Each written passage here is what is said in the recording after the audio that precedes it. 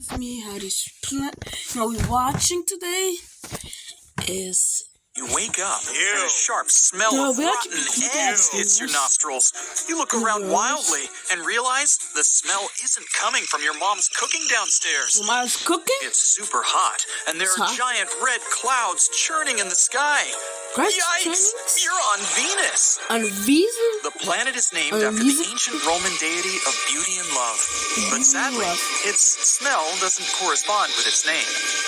How that The makes atmosphere sense? of Venus is made up mainly of carbon dioxide, but thick clouds of sulfuric acid completely hide its surface from prying eyes. Sulfur has a really bad stench, which causes the surface of Venus to smell like rotten eggs. Gross! Yeah. The atmosphere on the planet is also really hot and thick. Huh? The carbon dioxide traps a small amount of energy from the sun that reaches the planet's surface. This greenhouse effect has made Venus one of the hottest places in the solar system. So, the good news is, you wouldn't be able to smell the planet's stench, as humans can't survive on its surface. Oh, yeah. That's a relief. Almost all other planets in our solar system only have a super small selection of different scents on their surface, unlike Earth. But what about our moon? The scent of the moon is similar to something called smokeless powder, which is a propellant used in firearms. Basically, the dust on the satellite smells exactly the same as when a shot is fired. Shot? Apollo 17's pilot Eugene Cernan says he could smell it straight after removing his suit from the spacecraft. But nobody's exactly sure why it smells like this, as there's zero similarity between the two substances. Smokeless powder is made up of a mixture of two things with very complicated names. That's strange. Nitroglycerin and nitrocellulose. Black powder, its Black older counterpart, is made of charcoal, saltpeter, How black powder makes sense? Like, so makes it. Whatever, just and sulfur, which makes it smell in a very specific way, but not like rotten eggs, despite the sulfur content. Moon dust is made up of a bunch of things that primarily come from broken meteorites. This includes iron, magnesium, and calcium, but it doesn't contain either of the things in smokeless powder, or black powder either, for that matter. And what's weirder is that moon dust samples brought back to Earth have been odorless. Experts say the smell could have been the dust reacting with oxygen or water inside the lander. The smell could also be due to the temporary release of charged particles from the sun that have become trapped in the dust. Mercury is the planet closest to the sun, but it doesn't really have a strong smell. This is because the atmosphere is so thin and scattered. Mars. Like Venus, it's another world that doesn't have the best scent ever. It's a good thing we can't breathe its air. The red planet smells like rotten eggs, again, caused by sulfur. Sulfur again? If human colonies did move to Mars, it looks like we'd have to burn a lot of scented candles to cover the... First, Earth was like 2.5 million years ago. It's like water for. I wonder, how the word tastes like? Rotten eggs?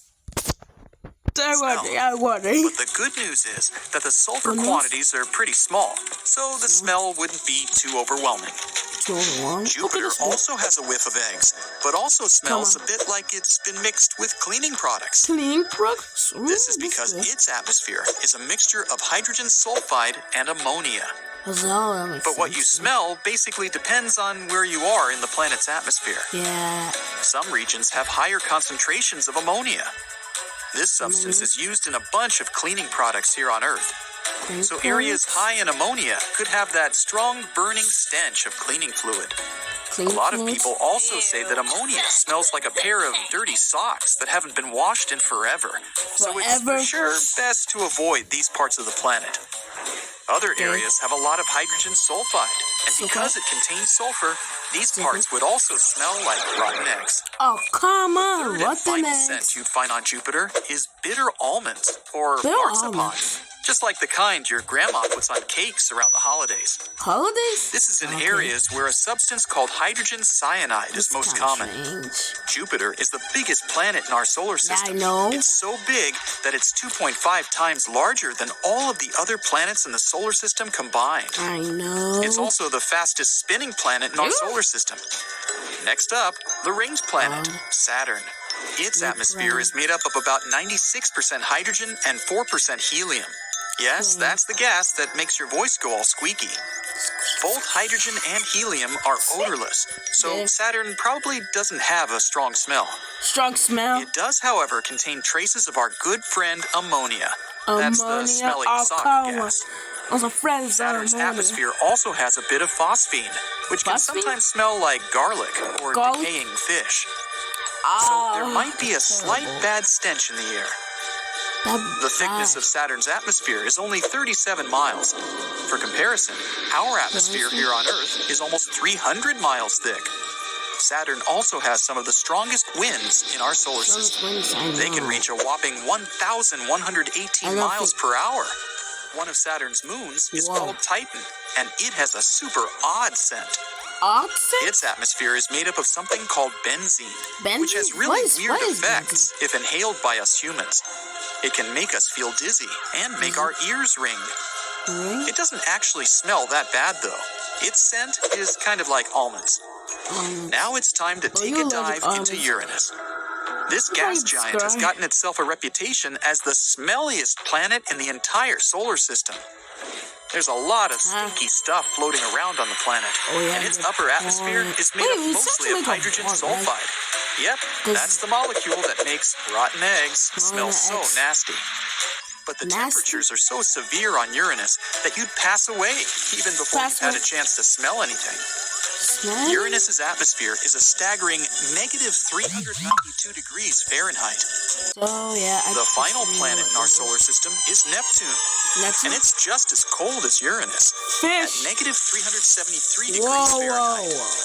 Neptune also smells pretty bad. Pretty bad. Some scientists say it smells like seaweed that's washed up on the shore. Others say again that it smells like rotten eggs because it contains a bunch of hydrogen sulfide molecules. But like on Uranus, you're not going to have time to take in the nasty smell.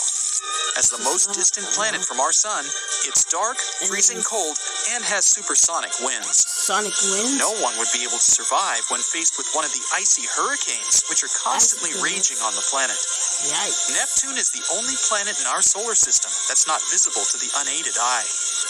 Well, we've covered the planets, but what does space itself smell like? Nothing. Space is mostly a vacuum, which means it doesn't actually contain any molecules, so there's basically nothing to smell. But some astronauts have actually said space smells a bit like fried meat or hot metal. This smell is most commonly reported in the first instance after the astronauts re-enter their spacecraft. They shut the airlock, repressurize, and then remove their helmets. But there are a bunch of theories suggesting that the meat smell isn't actually space. It's either from the equipment operating the airlock or from interactions between space particles and the spacesuits. Spacesuits? Astronaut Tony Antonelli said that space definitely has a smell that's different than anything else. Talking about his fellow spacewalkers coming into the ship, another astronaut, Don Pettit, said he noticed that this smell was on their suit, helmet, gloves, and tools.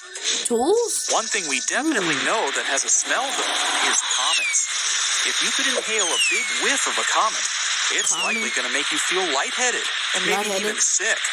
The odor from comets is like a mix of rotten eggs, old smelly socks, almonds, and it'll also have a hint of biology dissection lab.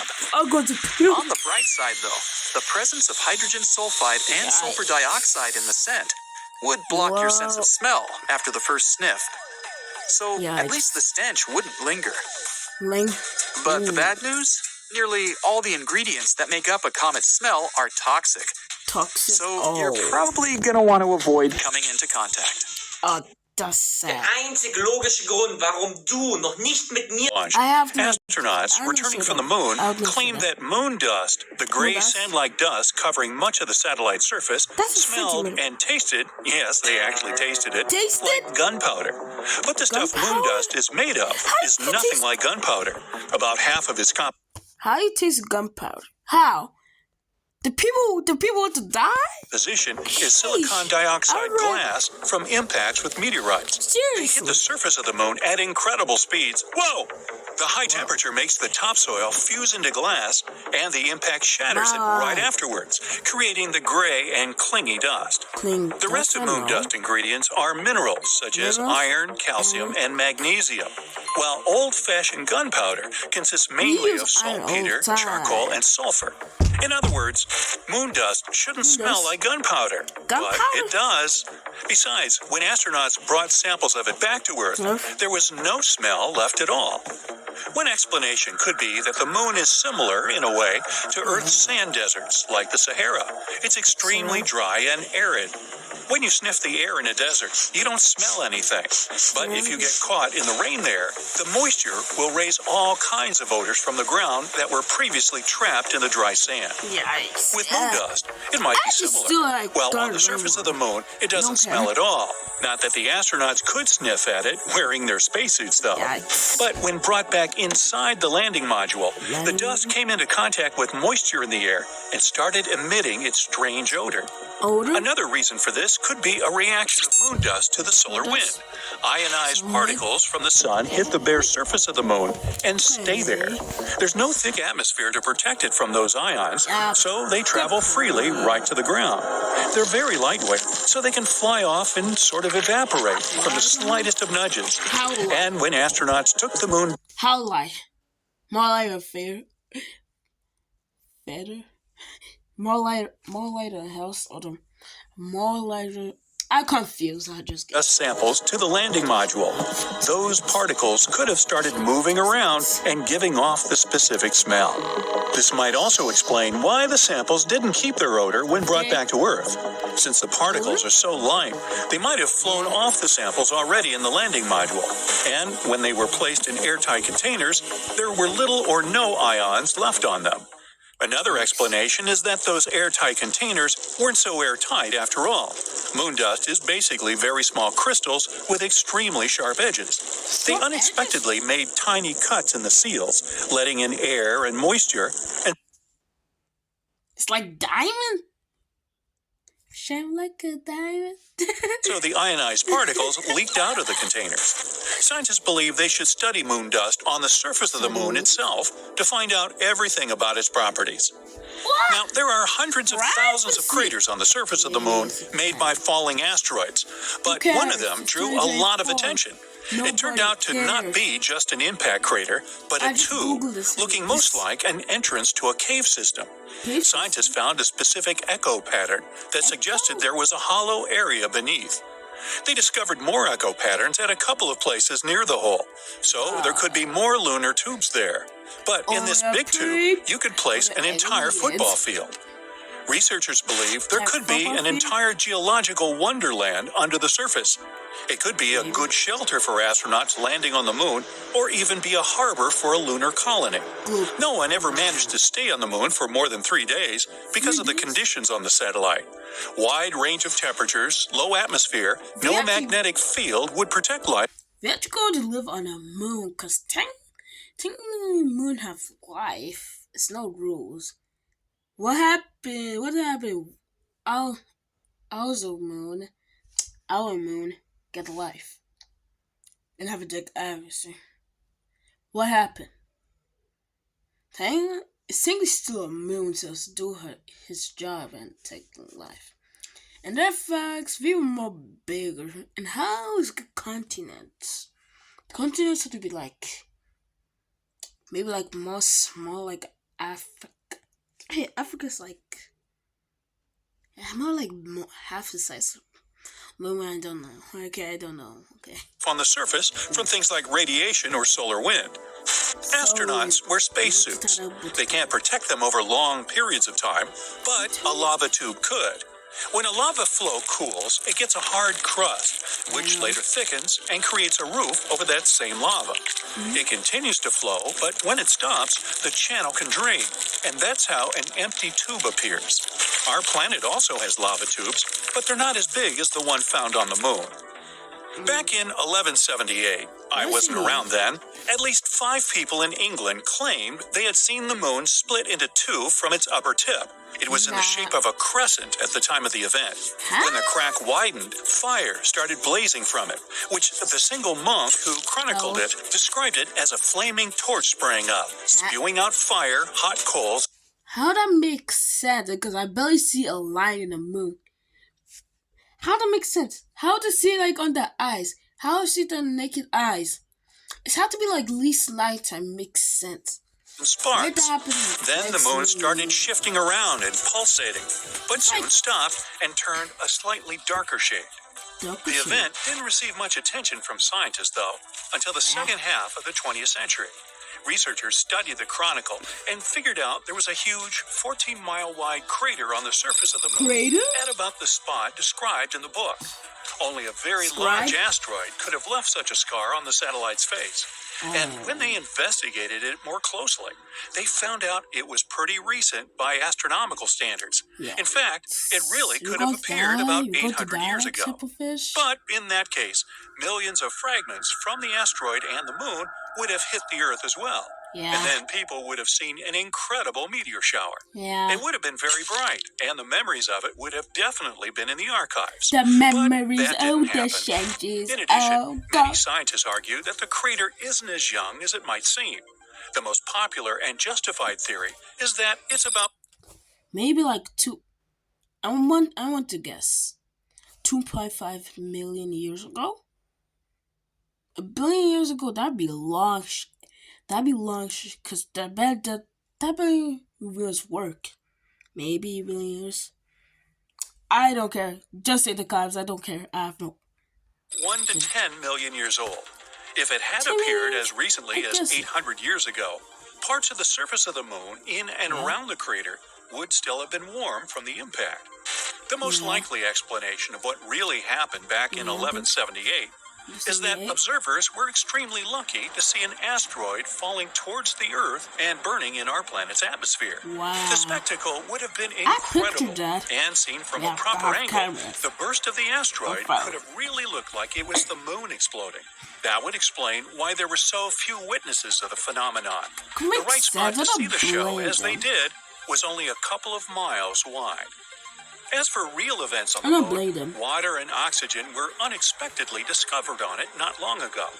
Water might have been brought to the satellite by asteroids hitting its surface, many of them carrying H2O molecules, and those that are left on the moon in tiny amounts after the impact. There's precious little water there, though. By comparison, even the Sahara Desert has more of it than the entire moon. Oxygen is also present as separate molecules floating around, so you still can't breathe on the moon. Solar wind. That's like a tiny piece of land. Boom. It still have more water on it. Want them there. Waves of energy from the sun travel at extremely high speeds through space, scrape oxygen from the upper parts of our atmosphere, and carry it further. Eventually, the wind with the oxygen molecules reaches the moon. And that's where something incredible happens. The moon starts rusting. There's plenty of iron in the lunar soil, and when it's exposed to oxygen and water, it naturally rusts. Some parts of the moon have actually already turned slightly reddish. There are regions where there's the highest concentration of molecules. If this process goes on long enough, in the distant future, the moon will look like Mars. It will turn orange-red. Yes, the signature color of Mars came exactly from the corrosion that began there thousands and thousands of years ago, when there were rivers and seas with water and an atmosphere with oxygen. Another... Yeah, that actually be cool to see Mars with water. Yeah, I was wondering, we actually bought some ice water. Like ice giant waters. Because I have like a gazillion trillion... The tiny volume make of water. Unusual phenomenon is the blue and red lights on the moon. They can be seen when it's crescent-shaped. The flashes come and go very quickly, almost like lightning. And in fact, that's what they basically are, electric bursts. Electric bursts? Tidal forces are to blame for this. They cause mechanical stress buildup in the rocks. Yeah. This can produce an electric field, which What? creates the What? blue What flashes is that have electric surprised many amateur astronomers. But still, there's so far been no green cheese discovered there, or moon pies. Green cheese? How that makes sense? Green cheese. Green cheese, that'd be moldy cheese. And green AirPods. Yeah, that'd be actually cool. I want AirPods. For that matter. Yeah. Disappointing, I know. Yeah, I know. If you were floating in space, Yeah. no one would be able to hear you whisper, talk, or even scream in horror I at seeing know. a giant asteroid coming towards you. Just give me boop. I the best I do. I don't want to see this. It's not to only the that end. you'd be far away from Earth, For but a sound reason. needs space to travel through. Sounds are just vibrations of Sound. molecules and atoms in some Yeah. medium, like water or air. Your body will pick up sound waves through the ear canal Sound. and to the eardrum. Mm. Vibrations we receive then transform into electrical signals so Ah. our brain can understand and recognize them. That hurt. Frequencies of sounds humans can hear are between 20 to 20,000 hertz.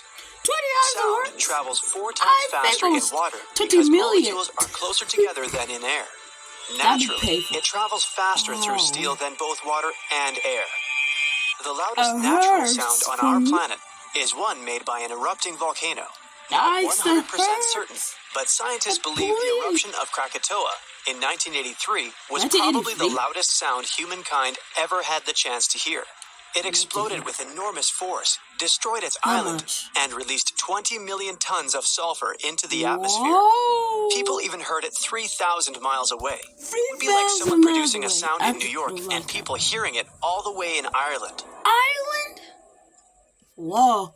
That's Sound can crazy. take many forms, but humans are most Yeah. familiar with it in the form of pressure waves that move through the air. Sound goes more slowly through heavy gases and colder air. Yeah. It travels faster through lighter gases, for Yeah. example, helium. Helium, oxygen. There's no water or air in space, so the sound doesn't have anything to travel through. Yeah. Our atmosphere consists of 10 trillion atoms, which is like Atoms. dense soup creating a way for Even sound to travel. atoms. And there are only 10 atoms per cubic meter up in space. Whoa. That means space is empty Yeah, I know. and silent. Cautious sound. That'd be peaceful. But it wasn't always like that. Like this? Sonic booms? The universe is 10 to 20 billion years old. It appeared as a result 20 of the million. Big Bang. It wasn't an explosion that started from just one single point, but rather space appearing everywhere in the universe at the same time. Back then, the whole universe was like a hot ball of plasma. It was much thicker than today, so the sound could pass through it. As the universe was forming, it produced shockwaves, and they, in return, produced a cosmic rumble, way deeper than things our ears can normally detect. These are the actual and the first sounds the universe ever produced, at the stage when it was still forming. Scientists No decoded them wind. and pitched them Wind. up to a version we can actually hear. As time In Germany is wind, like fucking wind, just too hard wind, like. At the sometimes, universe what was times break stretching. my trampoline? Today, it's a lot wider, break emptier, mine, and just quieter. like snap, like this. It's good you for have us, to though. move it. If sound traveled I through have to space look with at some ease, picture, we would constantly and I hear have to loud put it explosions, like crackles, moans, before and they other go sounds like that. space bodies make out there. The sun isn't silent either. Here's the sound of its vibrations created by its loops, waves, eruptions, and other activity. The sun creates trillions and trillions of watts of millions. sound energy. Something like pulsation, low heartbeat. I'm wondering. A son of infinite field. What happened? It's like live forever? That's the question. That asking me. It helps researchers Can I discover ask what's you a going question? on inside of the sun that's and definitely understand the its layers. flipping If video. it wasn't muted for us on Earth by a lack of air in space, it would be That like does. hearing a jackhammer all the time. Yeah. Boom. If If you and your friend were taking a walk on the surface of the moon, you wouldn't be able to hear each other talk. No air, no sound. But that doesn't mean the moon itself doesn't produce any sound. When the first spacecraft landed on the moon, it caused crashes which later led to moonquakes. Scientists took a chance to measure vibrations going through the moon to figure out its internal structure. They realized they caused vibrations that lasted longer than they expected, and longer than any similar vibrations on Earth. It was like those moonquakes were producing the sound of a ringing bell. Like 3 years. When we have earthquakes, moisture in the ground acts like a sponge. It absorbs the energy of the waves spreading around until it ends their effects, which is why water eventually stops the earthquake. The moon is dry, more like a solid rock. Moonquakes are less intense, but there's no water to stop them, so vibrations just go back and forth through the moon. The solid rock stops them at some point, which is when the ringing stops too. When? Tell me. Let's see what happens with the sound on different planets. Neptune, Uranus, and Saturn are mostly made of helium and hydrogen. Yeah, everybody knows These gases are way lighter than the atmosphere on our planet, so your voice there would generally come out in a higher pitch. But each planet has its layers that make differences in sound. Neptune has its murky depths. Uranus its methane clouds. But they're both freezing, made of gas, and have ice particles in their atmosphere. Saturn, also a gas giant, boasts wild, raging storms. Saturn's biggest moon, Titan, is the only one known for having a real atmosphere. It's thicker than the one we have on Earth. It's very cold there, and it rains liquid methane. So in this office, just create life. It's pretty cold, so we be bushy. This hair be here. This hair be here. We be a bushy man. Like a bush. In 2005, researchers sent the Huygens spacecraft that managed to record incredible audio you might find familiar. The sound of winds, but billions of miles away from us, on Titan itself. If you were there, you might even hear the sound that reminds you of a waterfall. In reality, it's flowing liquid methane. Moving to Jupiter, it doesn't have a solid surface either. It's made of gas that becomes denser the deeper you go. At some point, it even turns into a liquid. The sound is different in each of those layers. That's true. Jupiter is actually pretty noisy and has bizarre sounds. It creates intense radio storms with powerful lightning bolts. While there, you'd hear their echoes of echoes, just going back and forth. Mars, its atmosphere is way thinner than Earth's, which means there are not many molecules for sound to travel. Winds can get pretty fast, like our hurricanes, but on Mars, they would feel like a gentle breeze. Gentle breeze? You wouldn't necessarily hear the storm, though. You'd maybe hear the dust as it gets picked up and banged against your spacesuit. In the thin atmosphere, your voice would be much quieter, and it wouldn't travel far. Someone could be standing next to you and screaming, and you'd probably hear nothing. Low-density air actually makes our voices... My dad said one time in her home, my dad says her, like, cross-drumming, like an echo shout, where we live, like this way. That type of this way. And then my auntie's like, it's like, and my dad says like a breeze. I actually leave him. I don't know. That makes no sense because the plan is like a good. Yeah, actually it's made like not noisy because it's most like a quiet day for Germany. Let me see. There, oh, it's just like that'd be like 2 billion people. How to make sense? And then the guy when see this video is like, get a list, get that him. Higher pitched, but the cold temperatures like on Mars slow down the sound so it would balance out again. Your voice there would sound a bit distant and blurry. And imagine listening to an instrument like a guitar or piano there, like some muffled melody from a dream. Sound on Venus is kind of the opposite of Mars.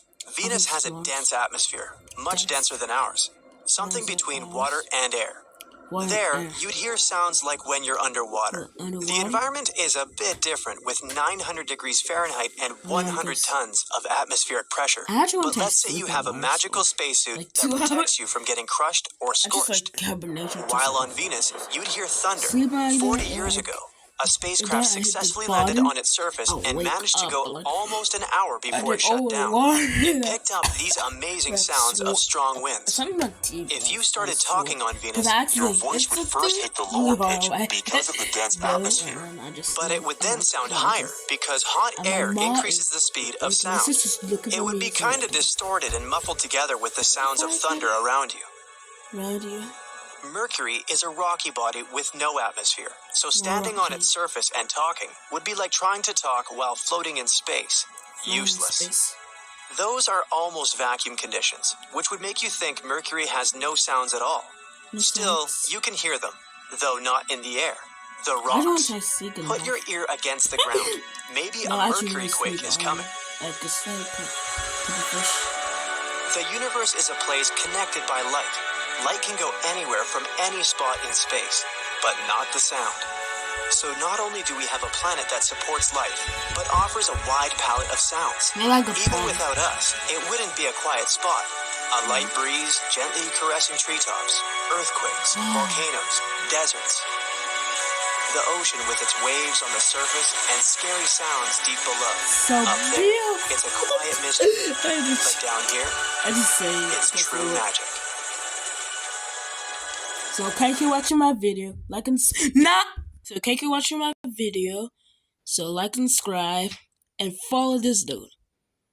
I may keep the comments. Is this dude? Don't worry, post the video. I don't care. So bye guys. Can't go watching my video. My videos take so long today. I don't know why.